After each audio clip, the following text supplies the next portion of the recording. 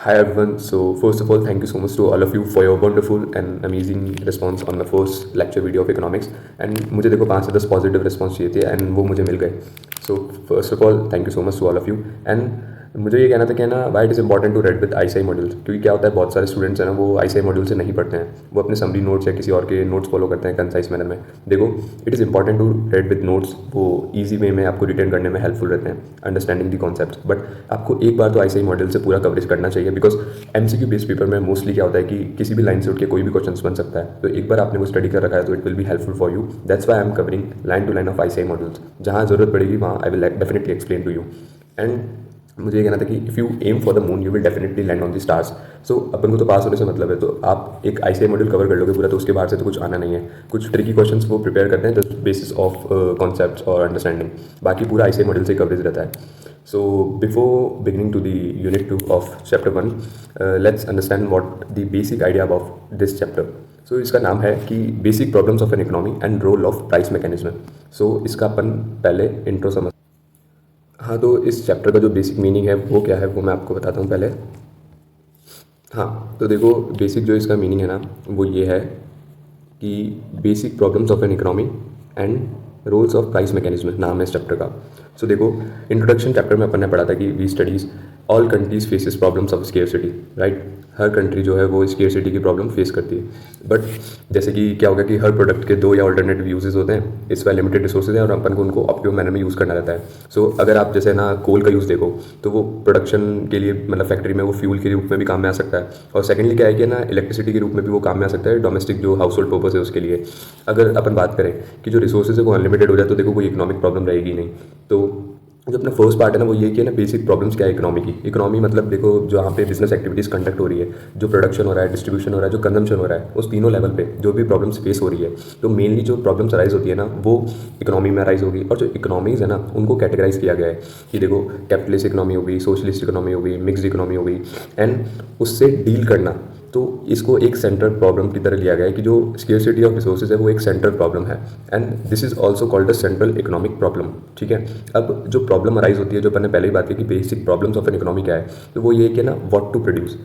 तो first thing ये आती है कि व्हाट टू प्रोड्यूस, मतलब कि अपन को कंज्यूमर गुड्स बनाने चाहिए या फिर अपन को कैपिटल गुड्स बनाने चाहिए. जो एक बिजनेसमैन के लिए एक बेसिक जो चीज़ रहती है कि मैं जैसे अभी यूथ है वो उनको मोबाइल फ़ोन ज़्यादा चाहिए या कॉर्पोरेट गुड्स हो गए जैसे कि लैपटॉप्स वगैरह ज़्यादा चाहिए. हाउ टू प्रोड्यूस की कौन सी टेक्निक्स यूज़ करनी है, कि अगर उसको प्रॉफिट मोटिव के इंटेंशन से सोचना है तो जहाँ उसकी कॉस्ट मिनिमल आएगी वो टेक्निक्स यूज़ करेगा, चाहे वो इक्विपमेंट्स का यूज़ करे या वो लेबर का ज़्यादा यूज़ करे.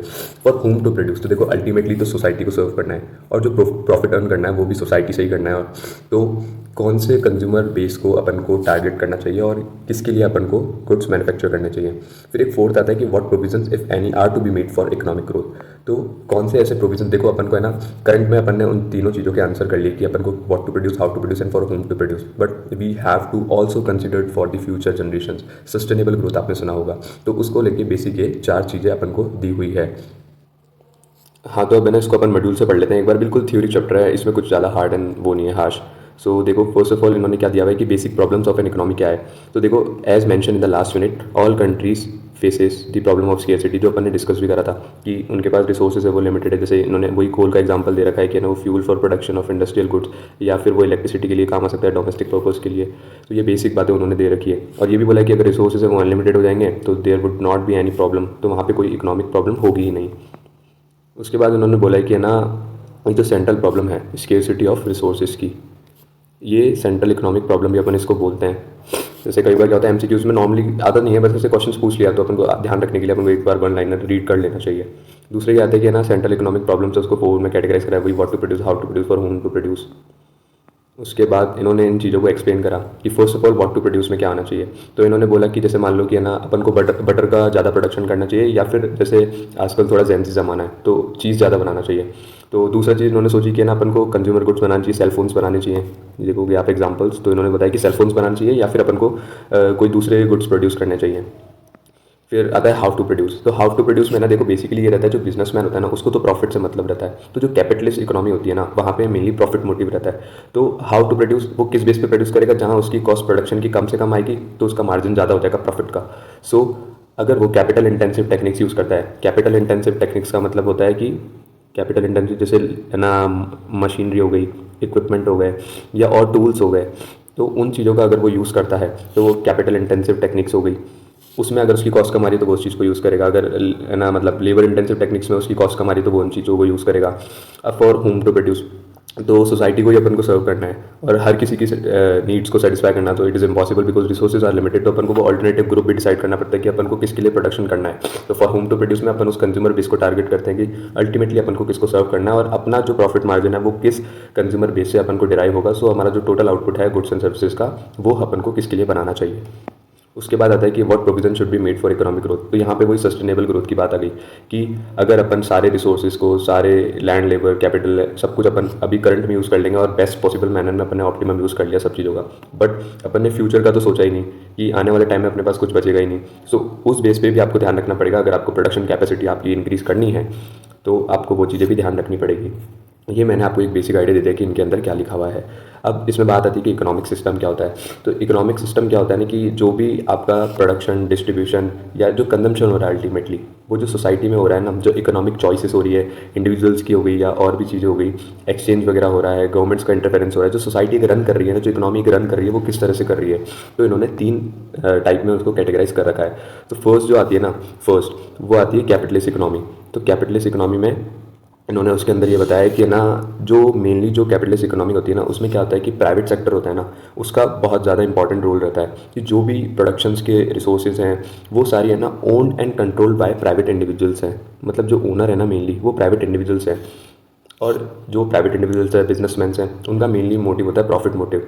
तो जो ड्राइविंग फोर्स है ना इस इंडस्ट्री का, जो कैपिटलिस्ट इकोनॉमी है, उसका प्रॉफिट मोटिव रहता है। अब अपन देखते हैं कि जो इकोनॉमिक एक्टिविटीज़ अपन के यहाँ पे हो रही है कैपिटलिस्ट इकोनॉमी में, उसका जो है ना मतलब ये कौन कौन सी कंट्रीज़ में होती है। तो mainly capitalist economy United states में, यूनाइटेड किंगडम में है, हांगकॉन्ग, साउथ कोरिया। तो एक दो एग्जांपल्स आपको याद करने चाहिए इनकेस अगर कोई क्वेश्चन रुक के आ जाता है तो। और देखो प्योरली कोई कैपिटलिज्म इकोनॉमी नहीं होती है, मोस्टली कंट्रीज़ में मिक्स्ड इकोनॉमी चलती है, क्योंकि अगर सारे जो राइट्स हैं वो कैपिटलिस्ट इकोनॉमी में आ जाएंगे, अगर प्राइवेट पर्सन्स के पास आ जाएंगे तो गवर्नमेंट का इंटरफेरेंस नहीं होगा, तो अनजस्टिस हो जाएगी। अपन आगे मतलब डिफ्रेंशिएट करेंगे तब अपन देखेंगे। दूसरा इसमें बात आती है कि ना इनके कैरेक्टरिस्टिक्स आ गए। अब कैपिटलिस्ट इकोनॉमी के कैरेक्टरिस्टिक्स क्या होंगे। तो देखो सबसे पहले तो क्या होता है कि सारे जो राइट्स वगैरह होते हैं वो मैंने बोला कि प्राइवेट प्रॉपर्टी के वो उनके पास खुद के पास होते हैं। तो फर्स्ट थिंग इन्होंने यही बताया कि right to private property. The right to private property means that productive factors such as land, factories, machines etcetera can be owned under private ownership. तो जो राइट्स हैं वो उनके पास रहते हैं। हालांकि जो गवर्नमेंट है वो कुछ रेस्ट्रिक्शंस लगा सकती है, but for the benefit of society in general. अब सेकंड पॉइंट आता है कि फ्रीडम ऑफ एंटरप्राइज। तो देखो सारे रिसोर्सेज है वो सब ओन कर रखा है कौन, प्राइवेट सेक्टर। तो वो किसी भी टाइप की इकोनॉमिक एक्टिविटी में इजीली इंगेज कर सकते हैं। कैपिटलिस्ट इकोनॉमी का ये एक बेनिफिट रहता है कि प्रोड्यूसर है वो किसी भी तरह का इंडस्ट्री सेटअप कर सकता है। ये आप एग्जांपल भी देख सकते हो। अब producer is free to set up any type of firm and produce goods and services of his choice. तो थर्ड इसका जो रहता है फ्रीडम ऑफ इकोनॉमिक चॉइस, वही कि उसको जो भी प्रोडक्ट प्रोड्यूस करना है, कंजम्पशन के लिए उसको क्या बनाना है, वो सारी चीज़ें उसका डिसाइड वो ही करता है। प्रॉफिट मोटिव इसका मेनली रोल रहता है, ये जैसा कि अपन ने ऊपर भी पढ़ा था। Consumer sovereignty. तो देखो सॉवरेनिटी है ना, जो सॉवरेनिटी इसका मतलब क्या होता है। सॉवरेनिटी का मतलब होता है कि सुपीरियर अथॉरिटी, सुपीरियर अथॉरिटी। तो जो सुप्रीम अथॉरिटी क्या होती है, आप देखो एक बिजनेसमैन है, उसको प्रॉफिट कमाना है, तो अल्टीमेटली उसको अपने कंज्यूमर्स को सेटिस्फाई करना रहेगा। और कंज्यूमर उसको किंग माना गया है कैपिटलिस्ट इकोनॉमी में, क्योंकि अल्टीमेटली तो वही उसके प्रोडक्ट्स को परचेज करेगा। सो कंज्यूमर सॉवरेनिटी रहती है अपने कैपिटलिस्ट इकोनॉमी में कि कंज्यूमर्स की बेस पे अपन अपना प्रोडक्शन वगैरह करें और उनके बेस पे ही अपन पूरा सोचें कि कंज्यूमर्स को क्या चाहिए, उस बेस पे अपन प्रोडक्शन करें और सर्विसेज अपनी डिलीवर करें। फिर आता है कंपटीशन। तो देखो कैपिटलिस्ट इकोनॉमी है, सारे बिजनेसमैन होंगे, तो एक परफेक्ट मार्केट कंपटीशन रहता है। यहाँ पे आपको बहुत सारे सेलर्स वगैरह मिल जाएंगे, तो you have to effectively and efficiently use your resources और आपको कम्पीट करना रहेगा। Absence of government interference. वैसे तो कहते हैं कि जीरो इंटरफेरेंस तो होना पॉसिबल नहीं है किसी भी इकोनॉमी में, बिकॉज बहुत सारी चीज़ें फिर राइट्स रेगुलेशन है वो सारे वायलेट हो जाएंगे। बट समहाउ जो गवर्नमेंट का इंटरफेरेंस है वो कैपिटलिस्ट इकोनॉमी में थोड़ा सा कम रहता है। इसलिए इसको अगर कोई प्योरली कैपिटलिस्ट इकोनॉमी है जो सेंट्रली प्लान होती है, तो वो उसमें गवर्नमेंट का कोई भी इंटरफेरेंस नहीं रहता है। अभी आता है कि how to capitalist economy solve their central problems. तो देखो कैपिटलिस्ट इकोनॉमी है ना, इकोनॉमिक प्रॉब्लम्स को कैसे सॉल्व कर सकता है। तो मेनली तो इनका मोटिव क्या रहता है ना कि 3 अपनी प्रॉब्लम्स थी कि ना व्हाट टू प्रोड्यूस। तो व्हाट टू प्रोड्यूस को कैसे सॉल्व कर सकते हैं, इनको as much as profit earn करना रहता है। तो उस बेस पे ये क्या करेंगे कि कंज्यूमर्स को आइडेंटिफाई करेंगे कि इनका अल्टीमेट कंज्यूमर्स कौन है, तो ये उस अकॉर्डिंग ही प्रोडक्ट बनाएंगे। जैसे मान लो कि रिसेंट कोई ट्रेंड चल रहा है कि कोई ज़ारा ब्रांड का फैशन चल रहा है, तो फिर हर कोई है ना उस तरह के क्लोथ्स इंडस्ट्री में आएगा और वैसे ही पैटर्न्स निकालेगा कि कोई फंकी स्टाइल वगैरह आ रहा है। अगर मानो कोई ओल्ड फैशन वापस से आ जाता है तो उस टाइप का आपको प्रोडक्शन करना रहेगा। तो बिजनेसमैन को टाइम टू टाइम आइडेंटिफाई करना रहता है कि उसको क्या प्रोडक्ट बनाना है। दूसरा ये आता है कि ना हाउ टू प्रोड्यूस। सो एक एंटरप्रेन्योर फिर कैपिटलिस्ट इकोनॉमी में ये सोचेगा कि उसको अल्टीमेटली उसका मोटिव तो प्रॉफिट ही है। कैपिटलिस्ट इकोनॉमी में वो प्रॉफिट के लिए कर रहा है, ना कि वो सोसाइटी को सर्व करने के लिए। सो उसको जहाँ से प्रोडक्शन की कॉस्ट कम आएगी वो उन रिसोर्सेज को यूज़ करेगा। अगर कोई लेबर है वो 10 यूनिट प्रोड्यूस कर सकता है बाय मतलब हैंड हेड, मतलब वो कोई भी रिसोर्सेज यूज़ नहीं करे, बस वो अपने हाथ पैरों से ही कोई भी 10 यूनिट्स प्रोड्यूस कर सकता है 1 घंटे में, और वो उसके 100 रुपये लेगा बदले में। और वहीं पे एक मशीनरी लगाई अपन ने, वो इलेक्ट्रिसिटी भी कंज्यूम कर रही है और भी चीज़ें हो रही है, तो उसकी कॉस्ट हाई आ रही है। तो डेफिनेटली वो लेबर इंटेंसिव टेक्निक्स को हाई करेगा। दूसरा, उसके बाद अपन देखें तो फॉर होम टू प्रोड्यूस, तो किसके लिए बनाना चाहिए। तो देखो प्रॉफिट मोटिव ही रहता है कैपिटलिस्ट इकोनॉमी में। सो ये डिपेंड करता है कि है ना कौन सा ग्रुप अपन ने ओन कर रखा है कि अपन को किस कंज्यूमर बेस को टारगेट करना है। मान लो कि विंटर्स का सीज़न आ गया तो उस अकॉर्डिंग अपन को, मान लो कि है ना कुछ अदर चीज़ें बनानी है तो अपन उस अकॉर्डिंग ग्रुप्स का सोचेंगे। या कोई अलग चीज़ आ गई, समर सीजन आ गई, तो यूथ के लिए अपन को क्या टारगेट करना है। उसके बाद आता है कि deciding about consumption, saving and investment. तो देखो कंजम्पशन और सेविंग जो होती है ना वो कंज्यूमर्स के थ्रू ही होती है, और जो इन्वेस्टमेंट होता है वो एंटरप्रेन्योर्स करते हैं। सो कैपिटलिस्ट इकोनॉमी में ये भी बताया कि इकोनॉमिक प्रॉब्लम को कैसे सॉल्व करेंगे। सो देखो अगर इनकी इनकम ज़्यादा होगी बिजनेसमैन्स की तो वो इन्वेस्टमेंट ज़्यादा करेंगे, इन्वेस्टमेंट ज़्यादा होगा तो इंटरेस्ट रेट ज़्यादा होगी, और उस अकॉर्डिंग सेविंग्स ज़्यादा होगी, तो रिटर्न ऑफ कैपिटल भी ज़्यादा होगा। तो इस अकॉर्डिंग कैपिटलिस्ट इकोनॉमी में ज़्यादा इन्वेस्टमेंट हो पाएगा ताकि एक अपनी और प्रॉब्लम सॉल्व हो सके जो इकोनॉमी की है। उसके बाद आता है कि इसके मेरिट्स क्या होते हैं। मेरिट्स बेसिकली होते हैं जो पॉजिटिव एस्पेक्ट होता है ना, कि इसके बेनिफिट्स क्या हैं, तो उसको मेरिट्स बोलते हैं। तो कैपिटलिस्ट इकोनॉमी वही सेम बातें हैं कि अपन ने नाम देखा था कि एग्जिस्टेंस ऑफ, जैसे ये देखोगे आप है ना, तो इसमें लिखा हुआ है कि एग्जिस्टेंस ऑफ प्राइवेट प्रॉपर्टी रहता है एंड ड्राइविंग फोर्स है वो प्रॉफिट मोटिव रहता है, ये इसका एक बेनिफिट है।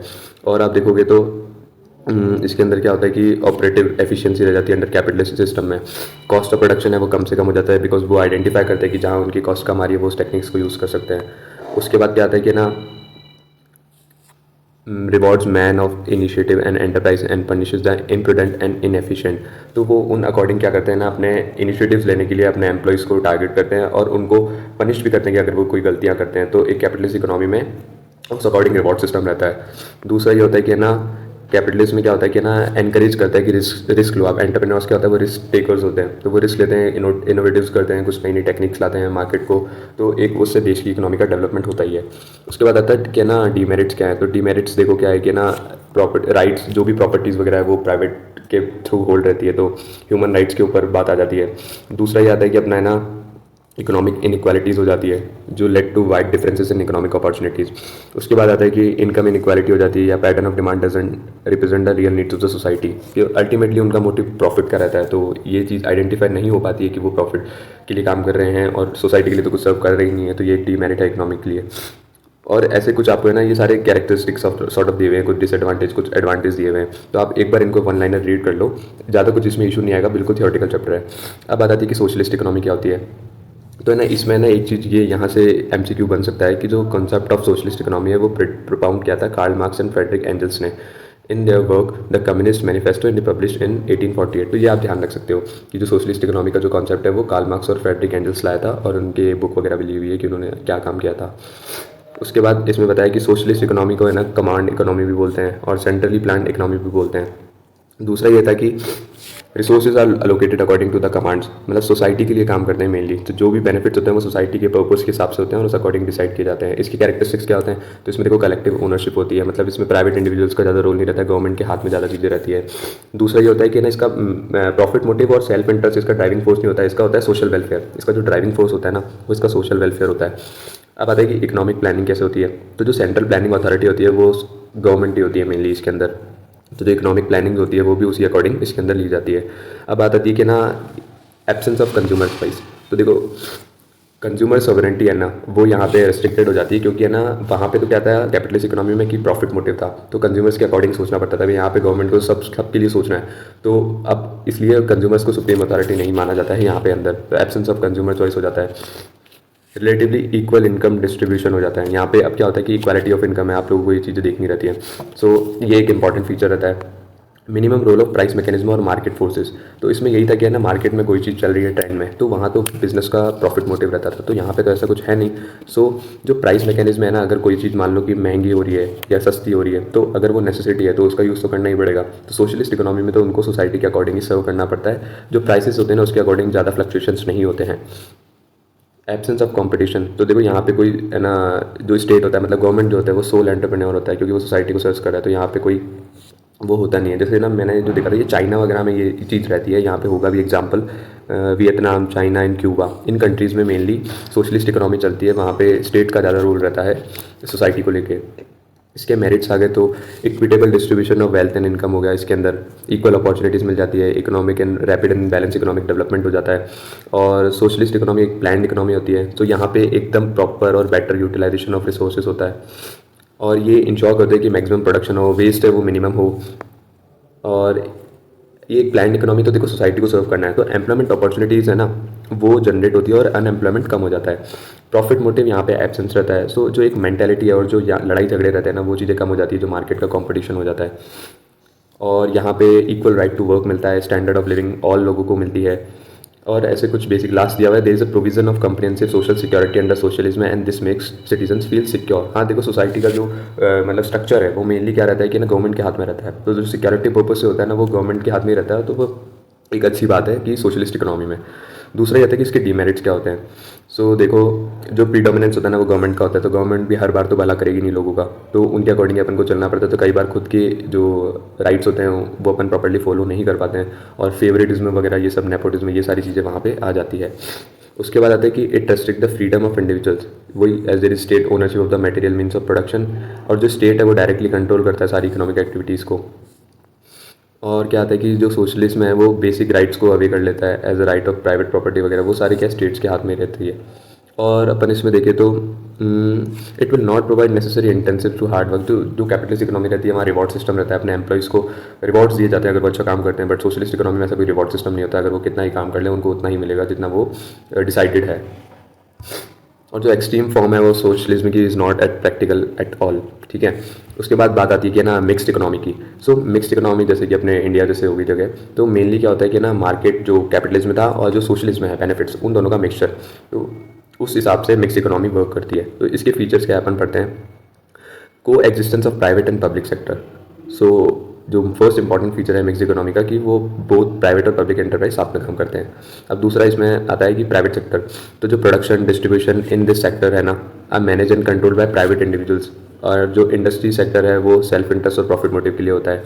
तो जो इसमें प्राइवेट सेक्टर का भी रोल आ गया, पर्सनल इनिशिएटिव्स भी होते हैं, और जो कुछ एंटरप्राइजेज है वो रेगुलेटेड बाय गवर्नमेंट होती है डायरेक्टली, और उसमें जो पॉलिसीज़ वगैरह भी बनती है उसमें भी रोल रहता है। और जो जैसे CSR वगैरह होता है वो गवर्नमेंट के साथ मिलकर कंपनीज काम कर रही है, सोसाइटी को बेनिफिट कर रही है, मतलब कंपनीज का टर्नओवर नेटवर्क पे बेस रहता है कि वो कॉर्पोरेट सोशल रिस्पॉन्सिबिलिटी यानी समाज के लिए वो कितना क्या करेंगे कंट्रीब्यूट। पब्लिक सेक्टर है, industries in the sector are not primarily profit oriented but are set up by the state for welfare of society. Combined sector होता है, या पढ़ने पढ़ लिया। और मिक्स इकोनॉमी के कुछ मेरिट्स दिए हुए हैं कि इकोनॉमिक फ्रीडम होती है, एग्जिस्टेंस ऑफ प्राइवेट प्रॉपर्टी, और consumers are benefited to consumer sovereignty and freedom of choice. यहाँ पे मिक्स इकोनॉमी में भी रहता है कि आपको अगर प्राइवेट सेक्टर्स को साथ कुछ परचेज वगैरह करना है तो you can easily purchase and directly think about as per your consumers. और यहाँ पे भी है ना इनोवेटिव्स वगैरह दिए जाते हैं, इनिशिएटिव्स लिए जाते हैं, एनकरेज करा जाता है एंटरप्राइजेस को। और कंपैरेटिवली है ना greater economic and social equality and freedom from exploitation due to great state participation. जो ये एक्सप्लॉयटेशन होता है ना वहाँ पे इतना, मतलब मिक्स इकोनॉमी में क्या होता है, जितना सोशलिस्ट इकोनॉमी में हो सकता है ना वो यहाँ पे नहीं होता है। सो और क्या था कि disadvantages of cut throat competition. Government का जो लेजिस्लेटिव है, जैसे जो कट थ्रोट कंपटीशन अपने कैपिटलिस्ट इकोनॉमी में होता है, कि वहाँ पे क्या रहता है ना कि जैसे मान लो कि आपको बिजनेसमैन से ही खरीदना है, तो वहाँ एक एक मतलब सिंगल अगर एक एक रुपए की भी बात करो ना तो इतना वहाँ पे कंपटीशन चलता है मार्केट में। तो यहाँ पे वो नहीं रहता है मिक्स इकोनॉमी में, क्योंकि स्टेट लेजिस्लेचर भी उसका पार्ट रहता है। उसके बाद ये आती है कि ना मिक्स इकोनॉमी, तो उसके डीमेरिट्स क्या होते हैं। तो मिक्स इकोनॉमी के अपन डीमेरिट्स देख रहे हैं। Mix economy sometimes is characterised by excessive controls by the state resulting in reduce incentives and constant growth of the private sector, poor implementation of planning, high rates of taxation, lack of efficiency. मतलब कई बार क्या होता है कि जो taxation rates होती है वो हाई हो जाती है, जो इनकम टैक्स वगैरह हो गया, आजकल तो GST वगैरह भी आ गया, तो गुड्स और सर्विसेज आप सप्लाई करोगे तो भी आपको टैक्स देना पड़ता है। उसके बाद क्या होता है कि है ना, करप्शंस वगैरह बहुत सारा बढ़ गया मिक्स इकोनॉमी में। जैसे इंडिया में आपको पता है कि मोस्टली जो डिपार्टमेंट्स हैं ना, उनका काम इसी तरह से होता है, बोलते नहीं है बट होता तो है ना। पुअर इम्प्लीमेंटेशन ऑफ प्लानिंग वगैरह का है, जो रिसोर्सेज है उनका वेस्टेजेस भी होता है यहाँ पे। और पब्लिक सेक्टर है उसका इतना कभी कभार कोऑर्डिनेशन प्रॉपर्ली नहीं बैठ पाता है।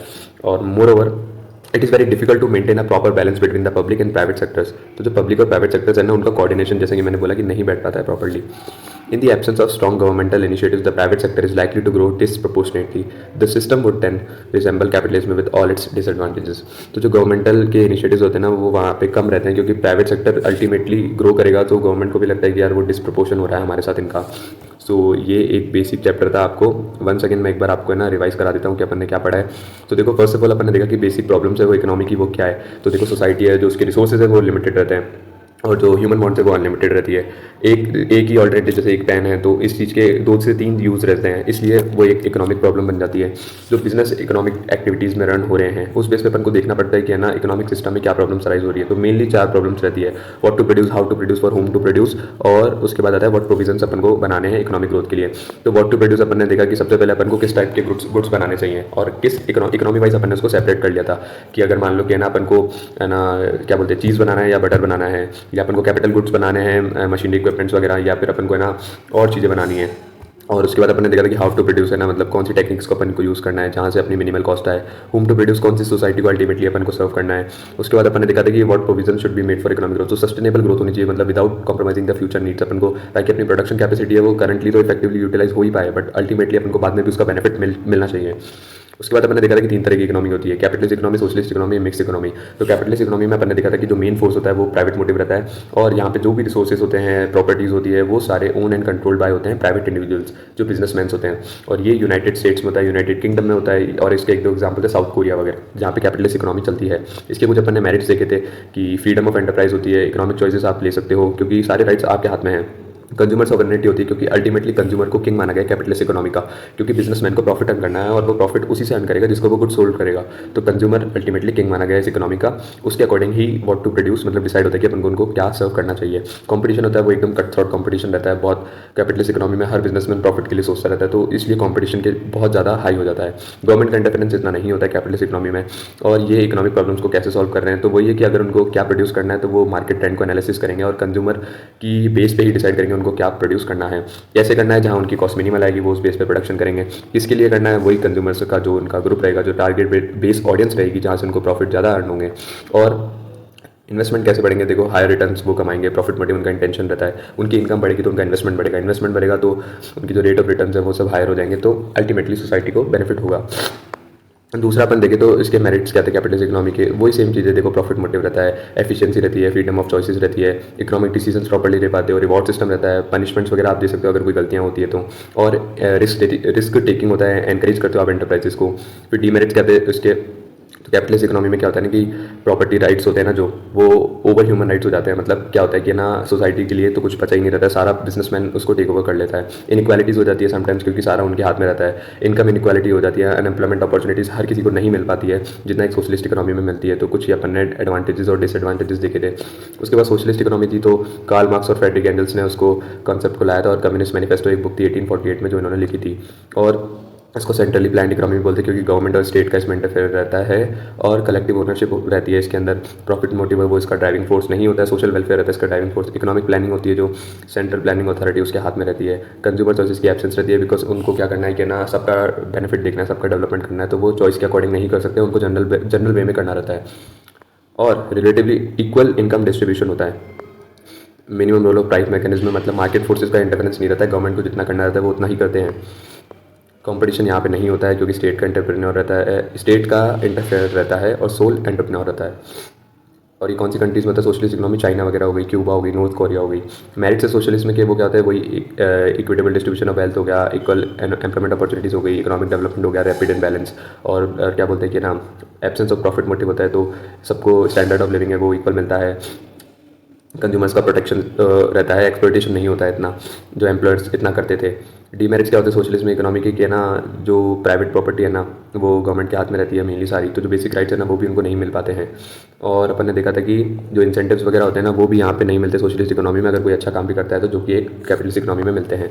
अब मिक्स इकोनॉमी की बात आती है तो मिक्स इकोनॉमी में क्या होता है कि ना, मार्केट और मतलब पब्लिक सेक्टर और प्राइवेट सेक्टर वो दोनों साथ में को एग्जिस्टेंसली वर्क करते हैं।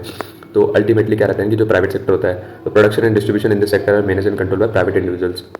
पब्लिक सेक्टर आ गया तो नॉट मतलब प्राइमरली प्रॉफिट ओरिएंटेड भी नहीं रहता। जैसे सीएसआर का एग्जांपल दिया था वो मैंने, मिक्स इकोनॉमी में बेस्ट है कि अगर उनकी नेटवर्क टर्नओवर ये सब बढ़ता है तो गवर्नमेंट ने एक मैकेनिज्म बना रखा है कि वो दोनों साथ में को एग्जिस्टेंसली वर्क करेंगे। वो सोसाइटी के रिसोर्सेज को यूज़ कर रहे हैं तो वो भी सोसाइटी के लिए कुछ पर्पज सॉल्व करेंगे और उनके बेनिफिट के लिए कुछ करेंगे।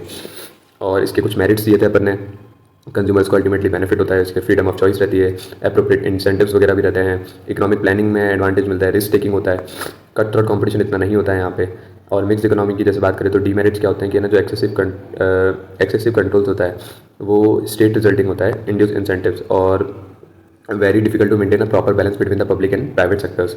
और क्या होता है मेनली गवर्नमेंटल इनिशिएटिव्स ज़्यादा रहते हैं, मतलब नहीं रहते हैं। In the absence of strong governmental initiatives the private sector is likely to grow disproportionately. मतलब कई बार उनको लगता है कि ना प्राइवेट सेक्टर ग्रो इतना नहीं कर रहा जब उनका कोऑर्डिनेशन प्रॉपर्ली नहीं बैठ पाता है।